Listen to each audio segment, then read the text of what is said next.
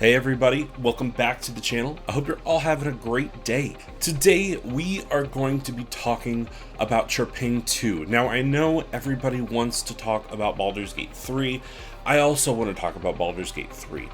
But I recently got my hands on Trepang2 and it is by far so much better than what I had even hoped it would be. And I really want to talk about it because I haven't seen nearly enough people discussing it. Now, just a quick disclaimer out of the way, this code was provided to me by Keymailer and Team 17. Big shout out to them for even providing me and considering me for a code. I was very honored for that because this game has been on my radar for about a year or so, and I was really excited and I jumped at the chance when they sent me it. So here is my, I guess you could call it my review for Trepang2. Trepang2 is the craziest action FPS hybrid horror game I've ever played, and I mean that genuinely. It's like if John Wick directed an FPS horror game. And the craziest part about that sentence is that's not hyperbole. That's like legitimately the first thing I think about. This game feels like if you took the craziest parts of an action movie or any of the really insane shootouts in any classic 80s action movie, or not even 80s, just any action movie, this is Trepang2. Now, it's not a spoiler because technically it's probably going to show up in the tags on Steam, but I really quickly just want to say if you don't know anything about Trepang2 and you're going into it as strictly from an FPS perspective, I'm going to talk about that first because I want to get into this other element of Trepang2 to kind of avoid any sort of maybe not narrative spoilers, but sort of atmospheric spoilers, shall we call them? Reason being is because when I first got Trepang2, I honestly didn't even know about this element of the game. I honestly thought this game was just like a play it safe campaign of, hey, you're gonna be this army guy and you're gonna go around and you're gonna have these crazy shootouts, but I didn't know about this other element. So just kind of be aware that at some point during this video, I'm gonna mention that now is the time. If you don't want to be spoiled on what is kind of going on in this game, feel free to dip out. Otherwise, I'll go ahead and touch on the FPS stuff first. Trepang2's combat and the way it handles its shooting is some of the best I've ever seen an FPS handle it. G-Man Lives, I was watching one of his reviews for this game, and he said it best when he said that Trepang2 has some of the best shooting in any video game, period. And honestly, I have to agree, like, Trepang2 feels sublime to play from every single movement you do. And one of my biggest things when you're playing any game, whether it be an FPS, a third-person shooter, an action game, whatever, is the movement and the feeling of playing the game has to feel good. And every single action in Trepang2 feels good. There's literally a button to slide, right? So when you're going through a level, you can literally slide into your enemy. You can slow down time immediately. There's literally a button to slow down time. You can literally in midair grab your enemy, use him as a human shield, pop off a headshot on the guy in front of you. Then you can attach a grenade to the enemy you're holding, throw him into the wall of enemies behind you, and then watch them all explode in gory chunks. And that is, again, not hyperbole, that is literally something you can do in Trepang2. It's not often I see an FPS that actually gives you creative freedom in the way that you want to approach every single combat encounter, but Trepang2 gives you so many different options to handle encounters any way you want. If you want to sneak up and clear a room completely stealthily, you could try that. I don't think it's necessarily going to work 100% of the time, but you have a cloaking ability. In fact, as your character, you literally have both the cloaking ability and then you have that slow down time ability like I mentioned a few seconds ago. So you have those two abilities on top of an extremely deadly arsenal of weapons, and just between those set of tools, you are unstoppable. Let's go ahead and actually touch on the weapons for a second. So every single weapon feels extremely powerful, whether it be the SMG, the extremely powerful shotgun. Every single blast of that thing feels just earth-shattering. You can completely devastate an enemy and eviscerate them with a single shot, depending on how close you are. It's just insane. And every single weapon feels like a viable option. Like, obviously, there are a few weapons that feel a little bit more tailored for different situations, depending on what, scenario you find yourself in.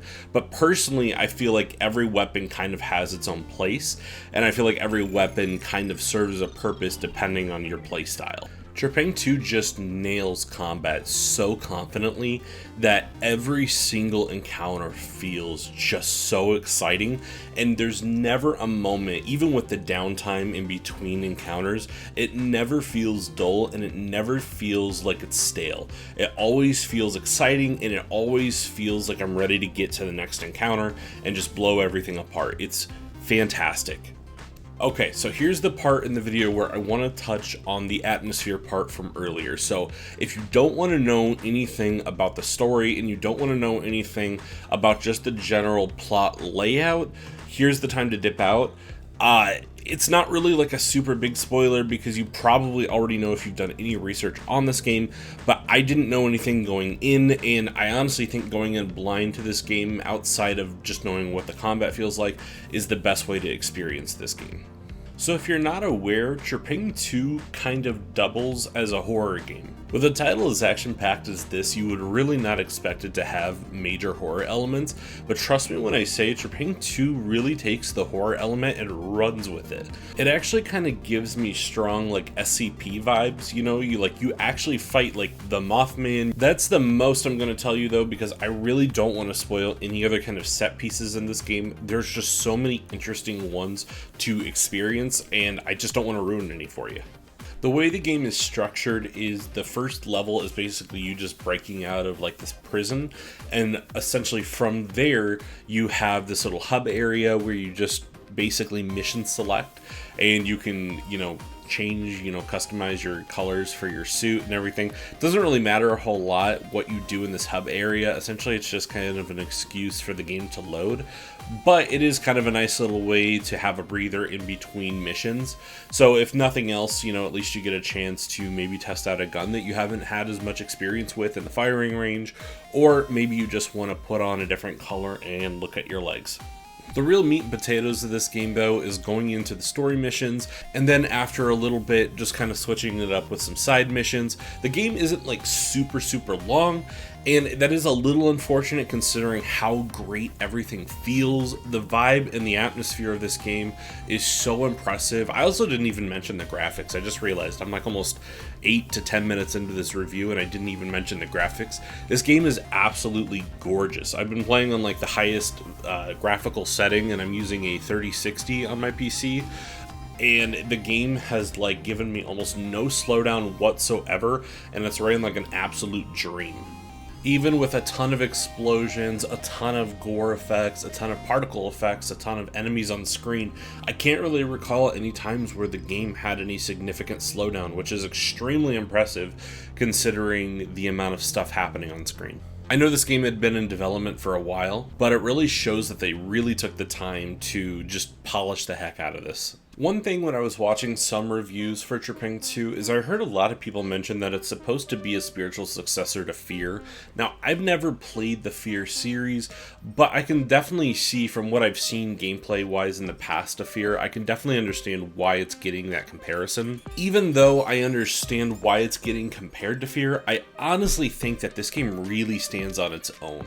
They really seem to have upped the ante compared to what Fear did, and even though Fear is very bombastic and it's very crazy for the time that it came out, I really think Trepang2 is a lot of notches above what Fear did. Trepang2 kind of feels like if you took a little bit of a Call of Duty skin, then you added a dark horror layer, a filter, and just completely saturated that all over the place, and then you added Doom gameplay like Doom 2016 or Doom Eternal gameplay. That's basically what Trepang2 is, but you would never know it's this Frankenstein of all these different things because it is that well polished. And even though maybe what I just said sounds a little rudimentary, I really mean it. It really is super special. And I totally understand, you know, once again, I do acknowledge that I got this game for free, but when I say I was really looking forward to this game, I mean that. I wouldn't have even taken the key or requested the key had I not been excited for this game. I love FPS games. In fact, Bolt Gun, Warhammer 40k Bolt Gun is one of my favorite games of the year. I love that game. Trepang2 though, man, it's everything as a horror fan and as a gorehound and like as a retro boomer shooter fan. It's literally just, it's eye candy. It's everything that you would want when you go looking for an FPS game and you want a classic boomer shooter style game. Even though it's a little short, I do acknowledge that I do think it's definitely too short, but if you're going to go for like this achievement hunting thing, which personally I am a little bit of an achievement hunter depending on the game it is, and with a game like Trepang2, I can certainly see myself extending the playtime upwards of like, you know, another 10 or 20 hours just trying to achievement 100% this thing. I mean it though, man, like this is one of my favorite games of the year by far. This is probably in my top 3 favorite games of the year, up there with Bolt Gun and then the Resident Evil 4 remake, both being, you know, like really gory and then kind of horror aesthetic. I absolutely adore this game. So I absolutely recommend it. I don't think that there is any kind of sale going on at the moment. However, honestly, I would absolutely buy this game at full price. If you do see it go on sale, if you're kind of waiting for a sale, definitely snag it on sale because it is absolutely worth the price of admission. Especially if you're somebody who likes to replay games, you're going to get a lot of bang for your buck out of this. But with that being said, those are my thoughts on Trepang2. Tell me, have you played this game? How awesome is it? What do you think of the gameplay? Please comment below with your thoughts on Trepang2. I'm very curious what you're thinking. Also, if you're going to comment below about the fact that I've been calling it Trepang2 instead of Trepang Squared, I do apologize. I kind of realized that after the fact. I'm so sorry. If you guys are interested in picking up a copy of Trepang2, I will leave a link in the description below. Please check it out. It's a super great game. It really deserves a lot of praise. I am really hoping to cover Baldur's Gate 3 at some point, so if you guys are interested in that, please let me know in the comments below. If you liked the video, please give it a thumbs up. If you didn't, feel free to give it a thumbs down. And as always, guys, if you like the content, please consider subscribing. I really appreciate it, and I hope to see you stick around. Have a great day, and take care.